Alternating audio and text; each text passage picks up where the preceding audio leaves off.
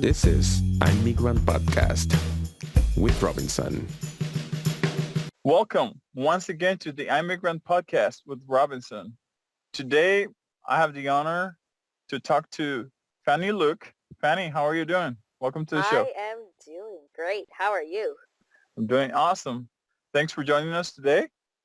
Thanks for Fanny having has me. been a financial advisor for 16, almost 17 years. And today, Fanny is going to help us better understand how we can save for the education of our kids, for the immigrants coming to Canada and those that are already here.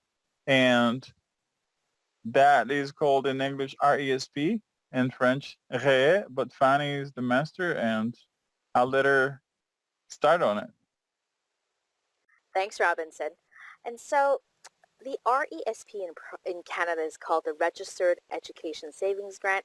In French, it's a REEE, Régime Épargne Éducation Enfant. And it really is a program that was initiated by the government to encourage, to incentivize parents to set money aside for their children's post-secondary education. And the current format of this program has the government partnering up with parents, where as parents contribute money, the government also contributes money. And this program kind of has a part A and a part B. And so let me talk about the program first, and then I'll jump into the different parts where you can get free money. The RESP says that for children until the age of 17, the government is willing to partner up with the parents, and for every dollar that the parents put in, the government of Canada is willing to contribute 20 cents or 20%, and the government of Quebec is also willing to put in another 10 cents or 10% for a total of 30%. And this is the absolute basic any family can receive. For lower income families, and just, for you to understand what they consider lower income, any family with an adjusted family income of $93,208 or less will qualify for additional amounts. For time's sake, and not to bore you with all these numbers, I'm not going to go into the details of the additional grant. I just want you to understand that for families with adjusted incomes of less than $93,000, there would be more than the 30%. And this is a really neat way for parents to be encouraged to put money aside for their children's education, because really, you know that every time you put in $1, the government's going to partner up with you and add 30 cents. The lifetime maximum that the government is willing to put towards each beneficiary is $10,800. That means $7,200 coming from the Canadian government, and then $3,600 coming from the Quebec government.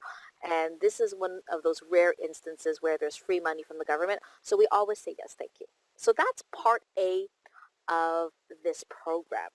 And in order to qualify for part A, you as a parent must put money into this program in order to get the grant money from the government. Normally, the subscriber who owns the account would be the parent, but it does not have to be the parent. It could be a grandparent, an uncle, even a family friend. Part B is where the government really wants to give lower income families many more incentives to create these programs. And we have something called the Canada Learning Bond. And this is the first time it was introduced about I would say 12 years ago, where the government says, I just need you to open the account. I don't even need you to put money in the account. And if your child qualifies, the government has up to $2,000 to put in this account. Who qualifies? Excellent question, Robinson.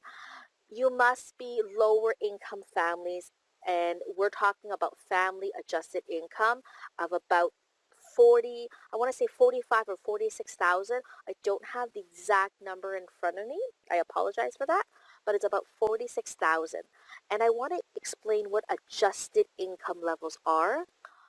Your gross income is pre-tax. The government doesn't exactly look at that number. What they look at is the adjusted income level after you have benefited from certain deductions. And so if you don't think, or you may think that because your family income is a little high, you may not qualify for these programs, but that may not be true.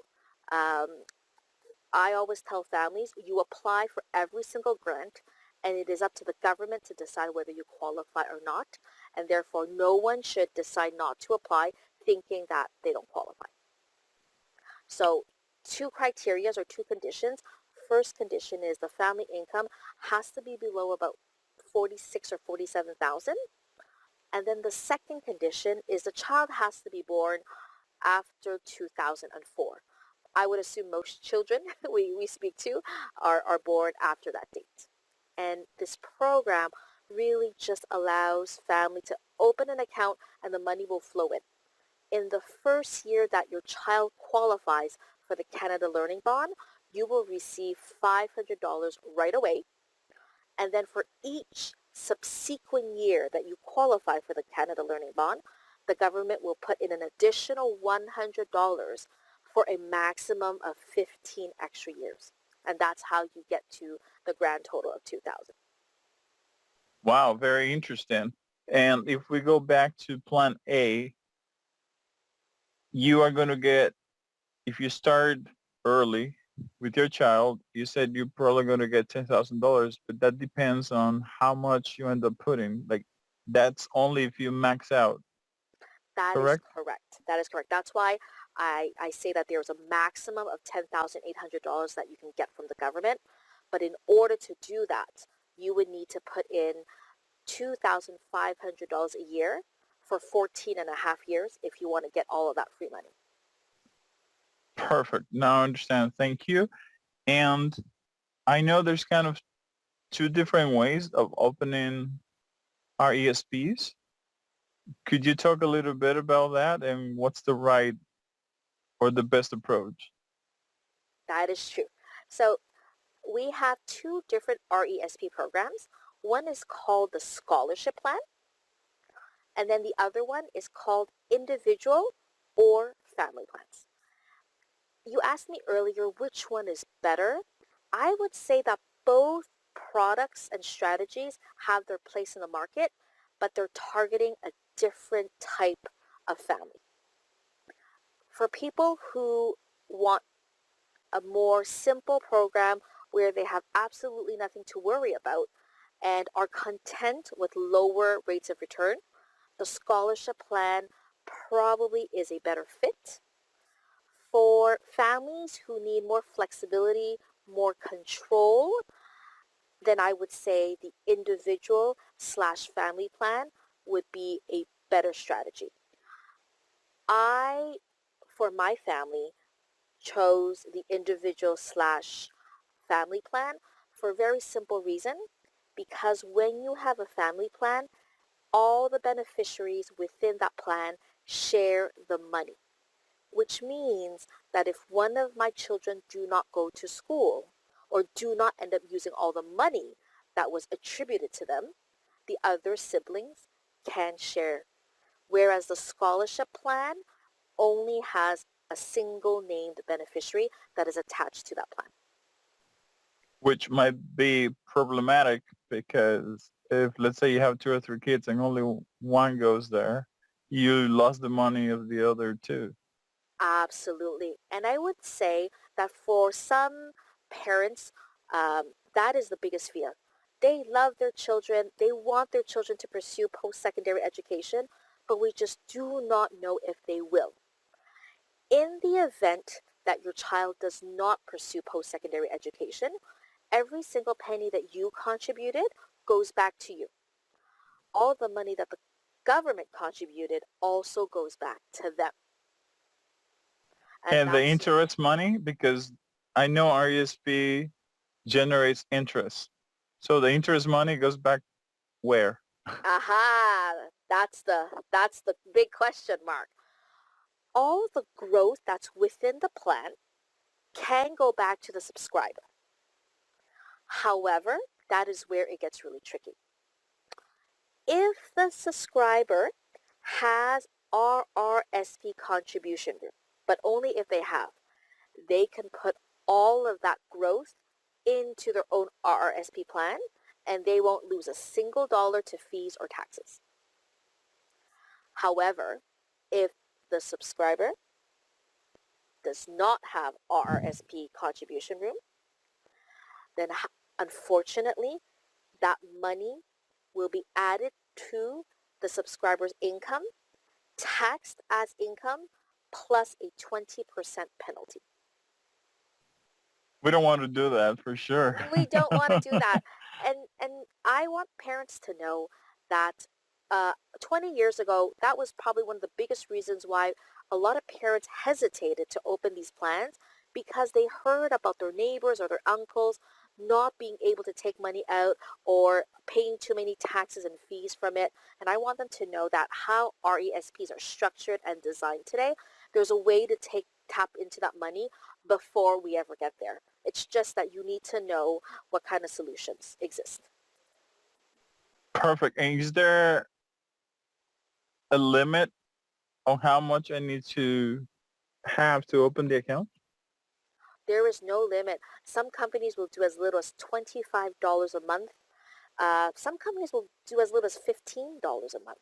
And therefore, really, the program is designed to encourage parents to set money aside for their children's post-secondary education. And we believe that education is really key to helping people have solid careers. Perfect. And can we start using that money as soon as the kids go to CEGEP in Quebec, or it has to be for university purposes? That is an excellent question. So far, all I've told you about is how to put the money in. In Canada, because there are so many tax consequences, you not only need to know how to put the money in, you also need to know how to take the money out. And I think this is where a lot of parents fall into a trap and they have trouble. And so for the RESP, the money that you contributed yourself, you can take out at any point in time once your child starts post-secondary education. So after age 17, you can take your own contribution back. That is not an issue. You can take it when you want, as much as you want. However, for the grant money and the growth that accumulated over the years, every single time you want to take out that money, you must ask for permission. And in order for you to be given permission to take that money out, A, your child needs to be enrolled, registered in a post-secondary recognized program. In Quebec, that means CEGEP. It can also mean a certificate. It does not require for you to absolutely be in university. Very interesting. That's good. How about if one of my kids decides to study in the United States or another country? That is not a problem. Nowhere in these conditions does it state that the child must attend a Canadian education institution. It could be anywhere around the world. I believe the only challenge is if it is a remote school that no one has heard about, they may require additional documentation to prove that this is indeed a post-secondary education institution. Wow. Everything has been so good, so enriching. I hope the listeners take notice of this. If they have not opened their accounts yet, they go ahead and open one and find out more, maybe reaching out to you, to me, or to somebody else that they know in the financial world. Fanny, where could people reach out to you? Do you have any social media? Where could people find you? I'm on LinkedIn, but I would prefer that they give me a call, or in fact, Robinson, that they give you a call. And the reason why I say that is because how I function is I want to educate people first. The number one reason why people do not enroll in any of these strategies is because they don't know how things work. And I agree with them. If they don't know how things work, they should not be putting their money there. So I want them to first understand and develop a relationship with them. I want to see where they are and where they're going, and then we can map that out together. Perfect. Perfect. Thank you very much, Fanny. And something I didn't mention at the beginning, but Fanny is Chinese or Chinese Canadian. So to close this podcast, I would like Fanny to invite those Cantonese speakers to follow the program, the show, and to follow her and to learn more about financing. 大家好，繼續收聽 Immigrant，因為有好多特別同埋好重要嘅信息。Thank you very much. I didn't understand it, but I know it was perfect. Thank you, Fanny, for your time. I really appreciate it. Until next time. Absolutely.